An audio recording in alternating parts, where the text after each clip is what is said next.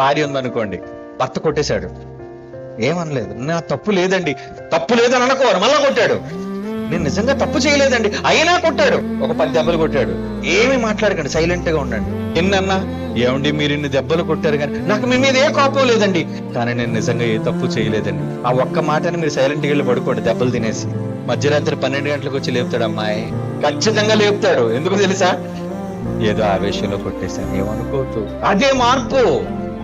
తప్పే చేశాడు నీ భర్త తప్పే చేశాడు, క్షమించు. అతను తప్పు చేస్తాడనుకో, నీకు తెలుసు, క్షమించు, ఓర్చుకో.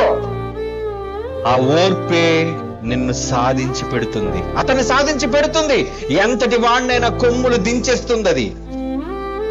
ఎందుకంటే ప్రతి వాడు ఎంత చెడ్డవాడైనా వాడికంటూ ఒక మనస్సాక్షి ఉంటుంది.